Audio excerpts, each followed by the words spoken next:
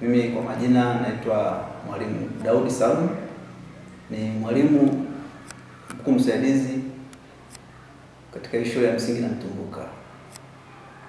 Ndio mwalimu, tumefika na tumejionea shule ya kisasa kabisa, shule ya msingi hii ya Namtumbuka. Kwanza, shule ya awali, kipindi ambapo ulikuwa unaisimamia kule, mazingira yalikuwaje na shule hii unajisikiaje kuwepo hapa? Kwanza niweze nimshukuru Mwenyezi Mungu kwa kutuona mwaka jana, ilikuwa ni mwezi wa 7, tulikuwa katika majengo mabovu sana.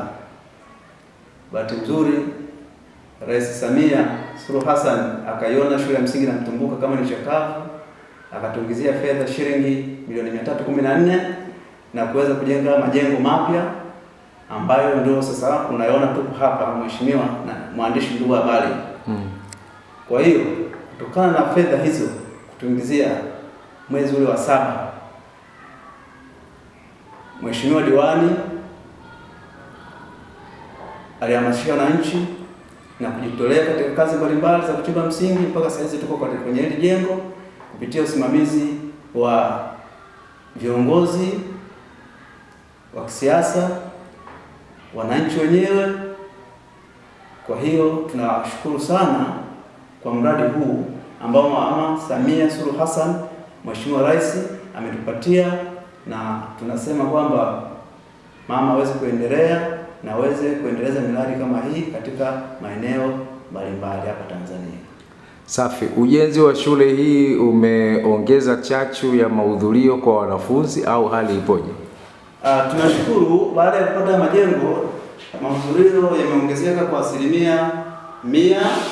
Wale watoto, sababu zamani shule hii ilikuwa inavujiwa, watoto walikuwa hapendi kusoma kwa sababu shule ilikuwa inavuja, mvua zikinyesha watoto wanaloa, madaftari yanaloa. Lakini kwa sasa tunashukuru mahudhurio yako 100%, watoto wanakuja shuleni bila changamoto yoyote kutokana na majengo yako vizuri, watoto wanafurahia kukaa darasani ambapo kuna mazingira safi na usalama kabisa katika usomaji. Sawa, unataka kuambia nini wazazi?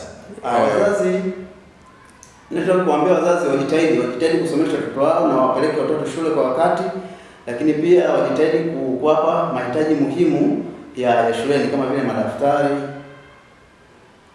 uniform na mahitaji mengine ambayo yanatakiwa mtoto aje shule, kwa sababu shule ni nzuri, haina changamoto aina yoyote, majengo yake ni mazuri. Kwa hiyo walimu na wamejipanga sana kufanya kazi katika huu msimu. Kwa hiyo wazazi na washauri wawapeleke watoto shule. Sasa upande wa chakula vipi? Wazazi wanatoa, na kama kuna changamoto zipo ungeziweka wazi mwalimu? Asante. Kwa upande wa chakula, wazazi walikuwa wanachangia unga kwa niaba ya kupika uji ule wa lishe, na wazazi walifanikiwa kwa 99%.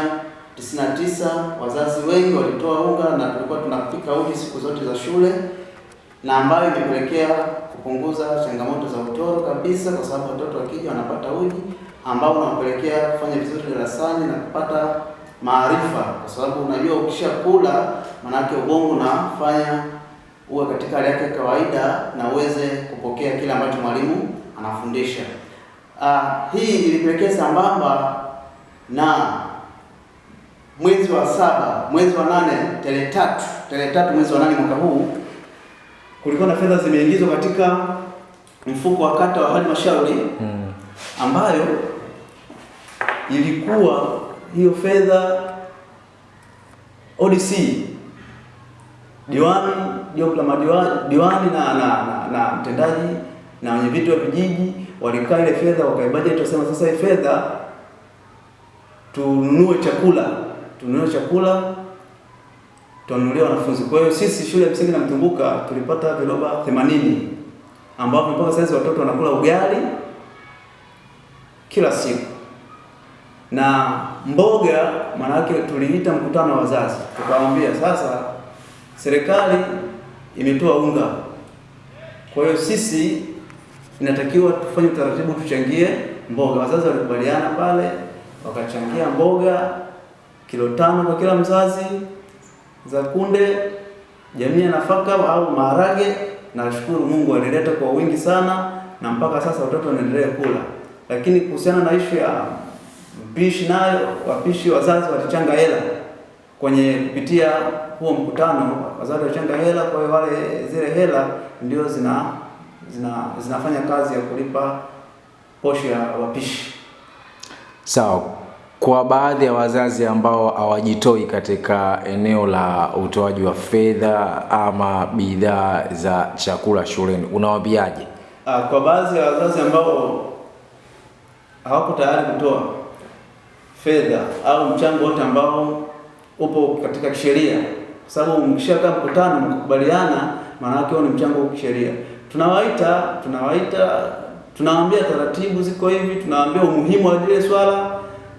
Mwisho wa siku basi wanatoa, kwa sababu walikuwa wajua kwamba mtoto anapokula shuleni anakuwa na mazingira mazuri katika ujifunzaji na ufundishaji. Kwa hiyo baadaye sana ukishampa elimu, mzazi mwenyewe anakubali, anatoa ile hela, basi anatoa zile mboga, maisha mengine yanaendelea na mtoto anapata elimu. Kwa kweli tunashukuru, baada ya mwitikio huo wazazi wamejitoa, na hakuna mtoto ambaye kwa sasa hivi hali chakula shuleni, anakula kila siku kuanzia Jumatatu mpaka Ijumaa, mtoto anapata chakula na kwa muda mwafaka. Na ndio ambacho tunashukuru kwamba watoto wanawahi kufika shuleni na wanafundishwa vizuri na wanayapokea ile maarifa ambayo wanayapata kutoka kwa mwalimu kwa sababu ya lishe bora.